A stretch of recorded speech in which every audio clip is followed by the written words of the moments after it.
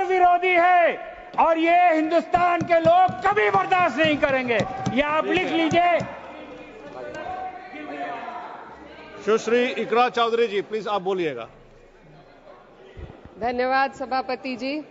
मैं सबसे पहले दाद देना चाहती हूँ इस बिल के टाइमिंग की कि अभी ईद की रौनक बुझी भी नहीं थी और हमारी जड़ों पर एक नया फरमान लाया गया।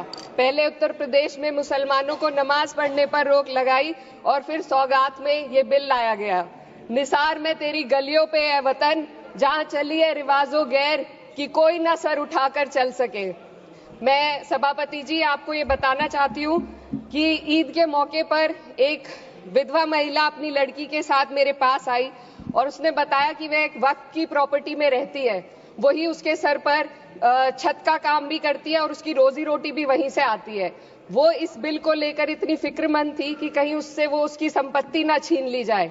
वो अकेली एक ऐसी महिला नहीं है, ऐसे लाखों लोग हैं जो वक्फ की गरीब महिलाएं जो वक्फ की संपत्ति से अपना रोजगार चला रहे हैं। और ये जो वक्फ बाय यूजर क्लॉज के हटाने से लाखों वक्फ की जायदाद अपना स्टेटस खो देंगी और लाखों लोग इसी तरीके के लोग सड़कों पर आ जाएंगे। वक्फ क्या है, वक्फ बाय यूजर क्या है? इसका ये मतलब है कि कोई जायदाद अगर सालों से दीन और भलाई के कामों के लिए इस्तेमाल हो रही हो तो वो खुद ब खुद वक्फ मानी जाएगी। हिंदुस्तान की अदालतों ने भी इस बात को तस्लीम किया है।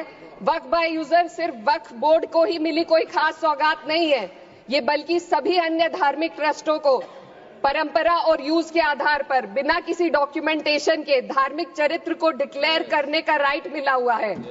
भारत के संविधान के आर्टिकल 13 क्लॉज 3 में कस्टम और यूसेज को कानूनी वैधानिकता प्रदान करता है।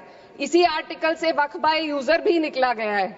इस बिल के कानून बनने पर वक्फ बोर्ड तो इस प्रोविजन से हाथ धो बैठेगा, लेकिन अन्य धार्मिक ट्रस्टों को यह सुविधा जारी रहेगी। इससे भारतीय संविधान के आर्टिकल 14 और 15 का सीधा उल्लंघन है, जो धर्म और जाति के आधार पर भेदभाव और कानून के सामने सभी की बराबरी पर जोर देता है।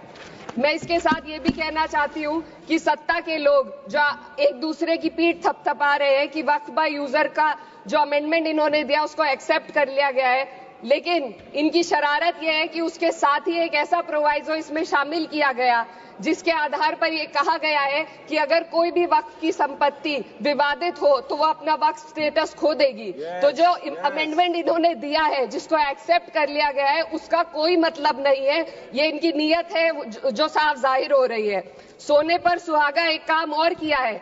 सरकार ने वक्फ की कानून के सेक्शन 107 को हटाकर लिमिटेशन एक्ट में 12 साल तक ही किसी के खिलाफ अदालत में जाने का प्रोविजन है। सेक्शन 107 में बोर्ड को लिमिटेशन एक्ट से राहत मिली हुई थी। वक्फ बोर्ड कभी भी अवैध कब्जाधारियों के खिलाफ अदालत जा सकता था। अगर ये सेक्शन ना हो तो अवैध कब्जा करने वाले लोग कानूनी प्रक्रिया का फायदा उठाकर वक्फ की प्रॉपर्टी को हड़प सकते हैं। अन्य धार्मिक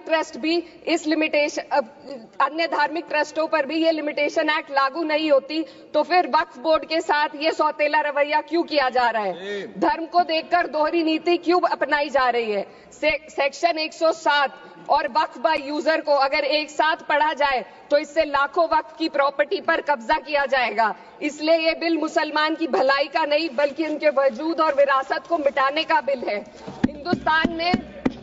हिंदुस्तान में बहुत सारे धार्मिक ट्रस्ट हैं जिसमें उस खास मजहब के लोग शामिल होते हैं और उसका इंतजाम करते हैं। और ये बात समझ में आने वाली भी है, क्योंकि जो व्यक्ति अपने मजहब के रीति रिवाज को जितना अच्छे से समझ सकता है, किसी अन्य मजहब का व्यक्ति नहीं समझ सकता।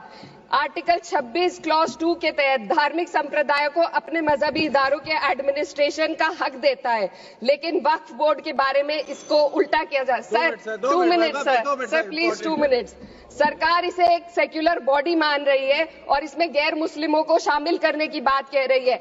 आपके मुंह से सेक्युलरिज्म की बात सुनकर अच्छा लगा, लेकिन अगले ही पल ये भ्रम टूट जाता है, क्योंकि आपको सिर्फ दान देने के लिए प्रैक्टिसिंग मुस्लिम का आपने क्लॉज डाला है, लेकिन बोर्ड में बैठने के लिए मुस्लिम होने की कोई आपकी क्लॉज नहीं है। तो इससे आपकी जो दोहरी नीति है वो साफ जाहिर होती है।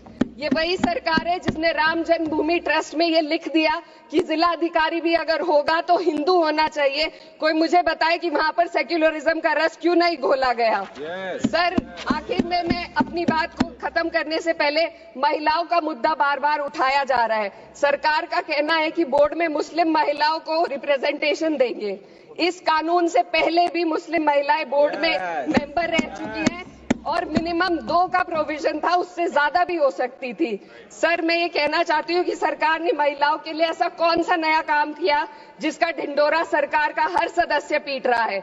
इस बात की तायीद अगर आपकी तरफ से कोई मुस्लिम महिला करती तो हम उसका यकीन भी करते, लेकिन अफसोस आपकी इतनी लंबी कतार में एक भी मुस्लिम महिला नजर नहीं आती है। सर, मैं खुद एक मुस्लिम महिला हूँ। मैं सिर्फ एक सर, मैं माइनॉरिटी महिला हूँ। इस सदन में हम सिर्फ 2 महिलाएं हैं और उस नाते से मैं ये बात कहना चाहती हूँ कि इस बिल के माध्यम से मुस्लिम महिलाओं को कुछ नहीं मिल रहा है। ये हमें कुछ नहीं देना चाहते, सिर्फ टोकनिज्म हमारे नाम पर बनाकर एक नैरेटिव मीडिया में चलाना चाहते हैं। तो ये बिल मुसलमान की भलाई का नहीं, उनकी पहचान को मिटाने का है। सर, अंत में मैं बस यही कहना चाहती हूँ कि कागजों की कैद में बस नाम रह जाएंगे, वो जो हमारे थे सिर्फ दावे में रह जाएंगे। इस बिल के द्वारा मीठी ईद के जायके को कड़वा करना, यही असली सौगाते मोदी था। बहुत बहुत